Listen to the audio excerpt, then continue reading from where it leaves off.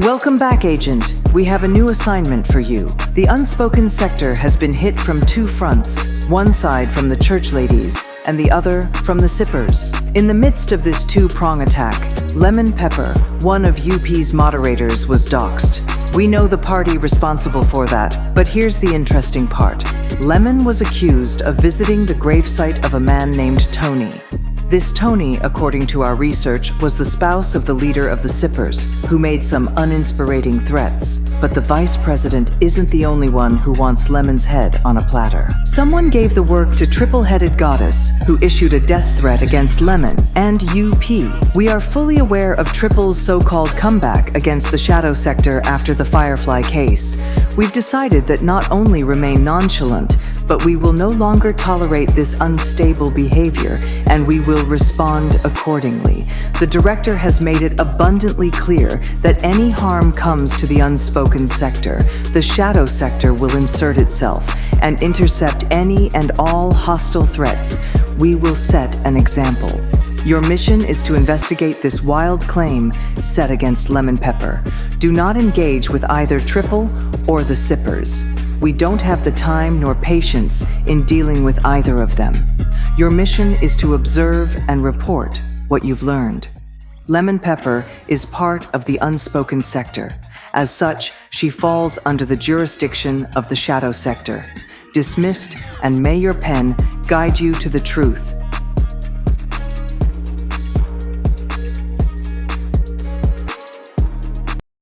Director, the YouTube streets has been rather dry since Unspoken Purpose moved on to the positive side of these YouTube streets.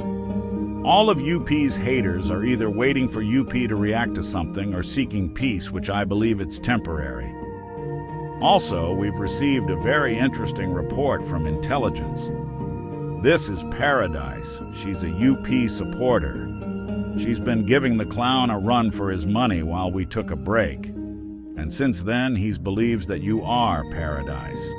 Despite the motherfucker doxed the director, despite the fact that the director is male, and despite the fact he knows the director's identity, either this Paradise really scrambled the clown's brain, or this is the dumbest son of a bitch the Sippers have in their ranks. When will this remedial imbecile get it through his empty skull? There's only one shadow storyteller, and he can't imitate the original. The clown can imitate the director all he wants, but at the end of the day, the director will always be 3 steps ahead. What the clown is trying to imitate, the director already been there and done it.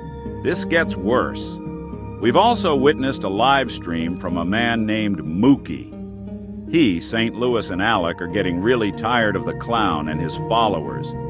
Of course, we're not going to get involved in whatever the clown is doing, but ever since Paradise is giving the clown the business, he thinks we're going to get involved. Your thoughts, Director?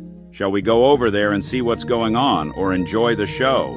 I'll admit, the clown going crazy trying to figure out who Paradise truly is really entertaining. It's as if she's learning from our mistakes. So the water boy is in his feelings because he couldn't dox Paradise. What else has she done beside hurting the clown's feelings?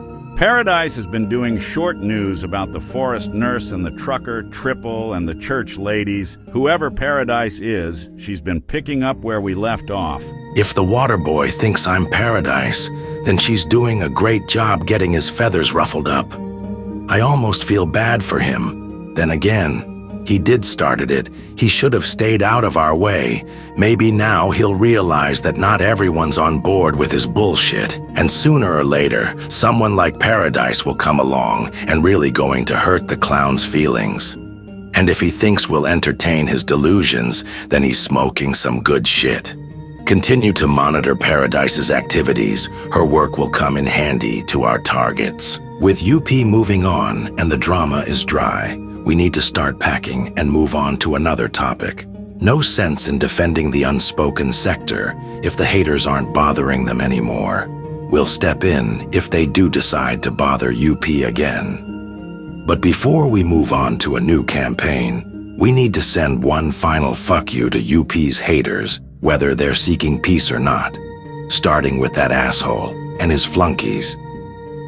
Well then bite me and see what happens, you broke-ass beaver.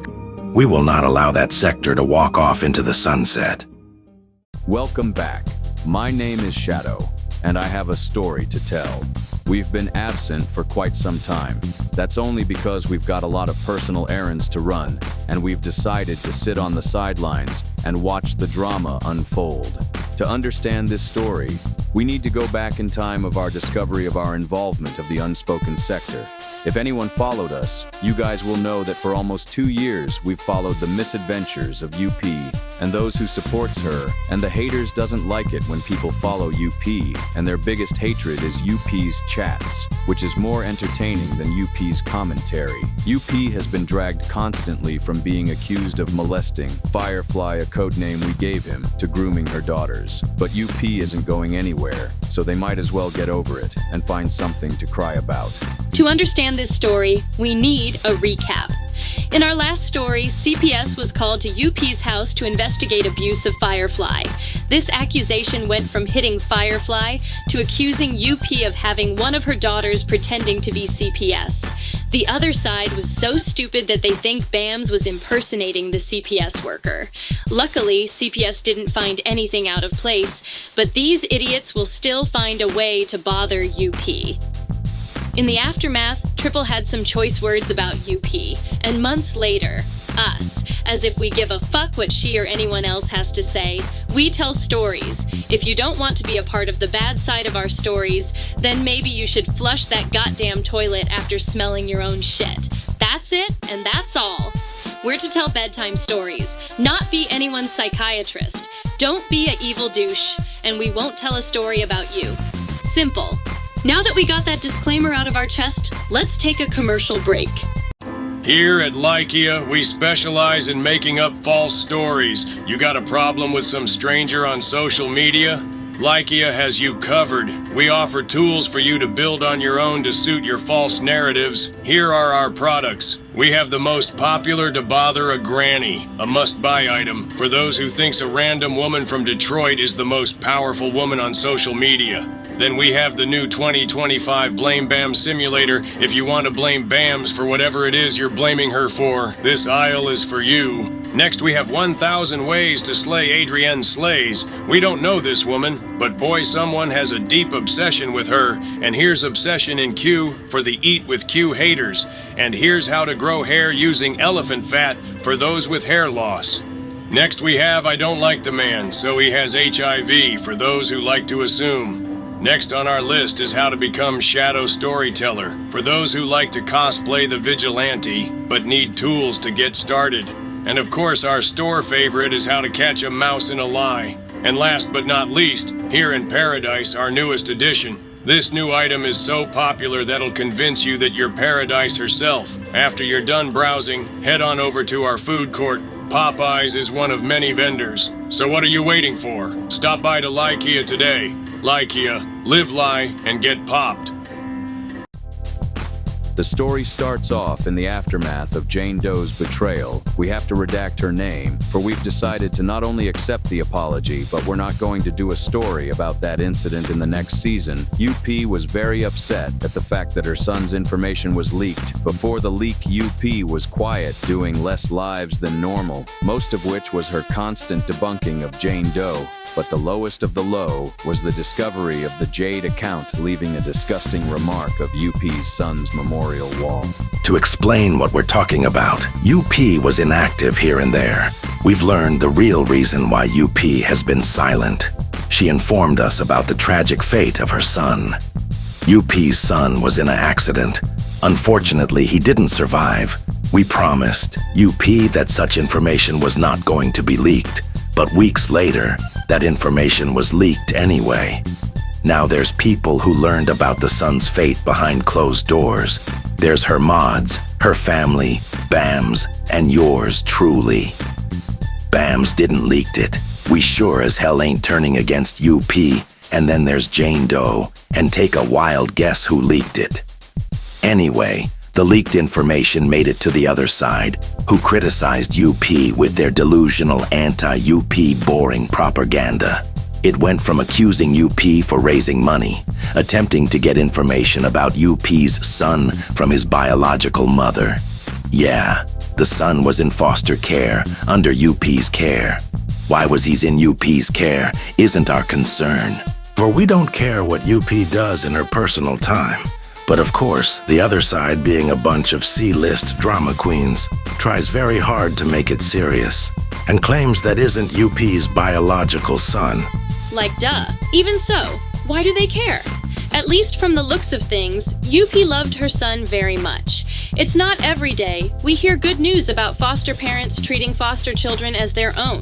But leaking UP's son's death isn't the only thing being brought out. Lemon Pepper, one of UP's moderators, has been doxxed. We know the person responsible for leaking Lemon's personal information, but that's a potential story for a future season. UP, of course, reacted to this wild claim, and as usual, no evidence to back up this accusation. The Sippers were accusing Lemon Pepper of stalking the gravesite of a man named Tony, the spouse of their leader. We don't know this guy until after we've followed the unspoken sector. And at that time, this Tony left this earth. From what we witnessed when we started following UP is that she and her followers don't like this guy very much. But in the eyes of the other side, well, you guys know by now what they're about. With the leaked information about Lemon Pepper, the Sippers hopped on the chance to bother UP's followers. But like always, they come up short or end up getting embarrassed by their own lies. We were going to react to UP's live regarding her debunking of Lemon's attackers. But as mentioned earlier, we had a lot of very life-changing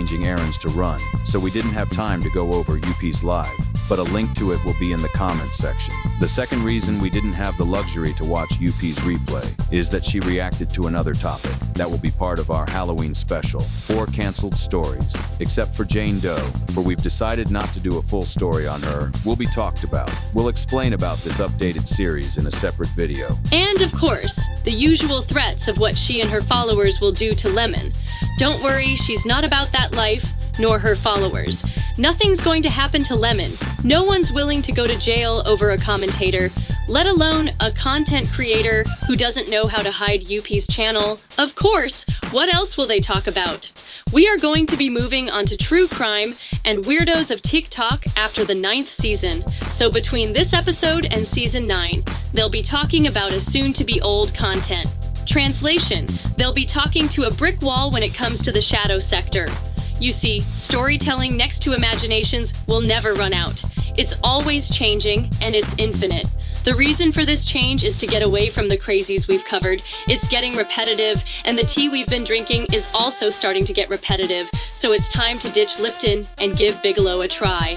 The news of Lemon's imaginary stalking of the late Tony reaches Triple. In our last story, she wasn't happy with our story on Firefly and had some choice words. By the way, Triple, the shadow sector exists. They will tell us what was said and done, and you'll never know who is reaching out, for we do our work in the dark. For reference, watch the previous story. Triple did a live reacting to it and later deleted it. Luckily, UP downloaded what was said. We were also going to show what was being said, but it was so disturbing that we're not going to show it. Long story short, there were death threats and fantasizing about what she will do to Lemon and UP on that deleted live, but don't worry, nothing's going to happen to neither of these two. And if something does happen, they got the deleted live as evidence. The court of law doesn't care about your feelings being hurt on YouTube. Don't let that armchair lawyer over there tell y'all otherwise. Overall, this is nothing more than another failed attempt to discredit UP and getting her closest allies to back away from her. But even if UP changed platforms, her supporters ain't going anywhere. And we can rest easy knowing that the only person who can silence UP is UP herself. And this concludes the story about the crazy attempt to come after Lemon Pepper and UP. This is Shadow signing off, and if you see something, write something. Excellent work, Agent. This constant harassment of the unspoken sector is a cry for help. Even with the low blow in leaking the death of UP's foster son, she and her supporters aren't moving, something the haters needs to understand. Try as they might, they will never get this level of support like UP has. I'm beginning to see why the director decided to terminate doing commentary on toxic drama.